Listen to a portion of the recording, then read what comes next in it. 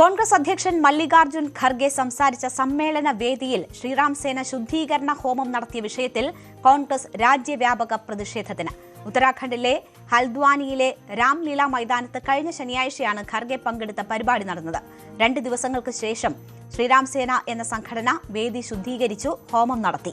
വിവരങ്ങളുമായി പൊളിറ്റിക്കൽ ഡെസ്കിൽ നിന്നും ആർ കിരൺ ബാബു ചേരുകയാണ്. കിരൺ, ഈ വിഷയം വലിയ പ്രതിഷേധത്തിലേക്ക് നയിക്കുന്നു.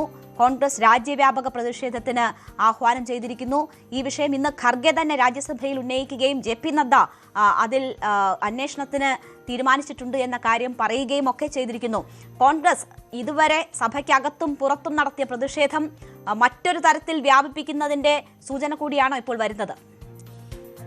രേണുക, അതീവ പ്രാധാന്യമുള്ള ഒരു വിഷയം കൂടിയാണ്. രാജ്യത്തിന്റെ ഏറ്റവും പ്രധാനപ്പെട്ട നേതാക്കളിൽ ഒരാളാണ്. രാജ്യസഭയിലെ പ്രതിപക്ഷ നേതാവാണ്, കോൺഗ്രസിന്റെ അധ്യക്ഷനാണ്. 84 വയസ്സുള്ള ദീർഘകാലം പാർലമെന്ററി പരിചയമുള്ള ഒരാൾ കൂടിയാണ് മല്ലികാർജുൻ ഖാർഗെ. അങ്ങനെ മല്ലികാർജുൻ ഖാർഗെ ഉത്തരാഖണ്ഡിലെ ഹൽദ്വാനിയിലെ രാംലീല മൈതാനിലാണ് കഴിഞ്ഞ ശനിയാഴ്ച കോൺഗ്രസിന്റെ ഒരു റാലിയിൽ പങ്കെടുത്തുകൊണ്ട് സംസാരിച്ചത്. ഈ റാലിയിൽ ഖാർഗെ സംസാരിച്ച ആ വേദിയിൽ അതിന് 2 ദിവസത്തിനു ശേഷം ശ്രീറാം സേനയുടെ നേതൃത്വത്തിലുള്ള ആളുകൾ അവിടെ ഒരു ഹോമം നടത്തുകയായിരുന്നു.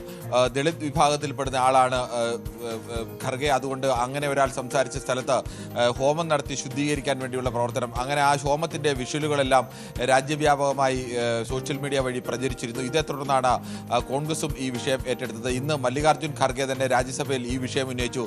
ഞാൻ ഈ രാജ്യസഭയുടെ പ്രതിപക്ഷ നേതാവാണ്, ഞാൻ ഈ രാജ്യസഭയിൽ അല്ലെങ്കിൽ പാർലമെന്റിൽ എവിടെയെങ്കിലും ദളിതൻ എന്ന രീതിയിൽ അല്ലെങ്കിൽ ദളിത് വിഭാഗത്തിൽപ്പെടുന്ന ഒരാൾ എന്ന രീതിയിൽ ഏതെങ്കിലും തരത്തിൽ സംരക്ഷണമോ അവകാശമോ ചോദിച്ചിട്ടില്ല. പക്ഷേ ഈ കാലത്തും ഞാൻ പങ്കെടുത്ത ഒരു പരിപാടിയിൽ തൊട്ടുകൂടായ്മ കാണിക്കുന്നു, അങ്ങനെ തീണ്ടിക്കൂടായ്മ കാണിക്കുന്നുണ്ട്.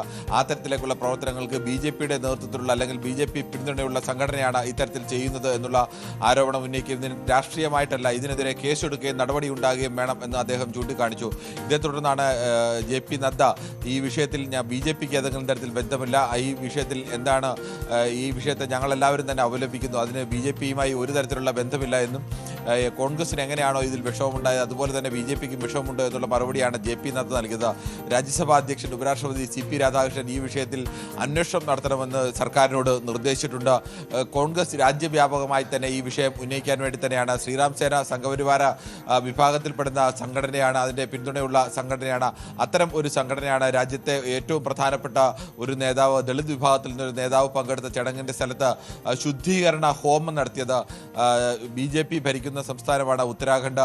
ശ്രീറാം സേനയ്ക്ക് BJPയും സംഘപരിവാറുമായിട്ടുള്ള ബന്ധമുണ്ട്. ഈ വിഷയങ്ങളെല്ലാം ഉയർത്തിക്കൊണ്ട് BJP ഭരിക്കുന്ന ഒരു നാട്ടിൽ അല്ലെങ്കിൽ സംഘപരിവാർ ആശയങ്ങൾ നിലനിൽക്കുന്ന ഒരു നാട്ടിൽ ഇപ്പോഴും ദളിതർക്കു നേരെ ഈ തരത്തിലുള്ള തൊട്ടുകൂടായ്മ നിലനിൽക്കുന്നു എന്നുള്ള വിഷയം ചൂണ്ടിക്കാണിച്ച് രാജ്യവ്യാപകമായി പ്രതിഷേധം നടത്താനാണ് ഇപ്പോൾ കോൺഗ്രസിന്റെ തീരുമാനം.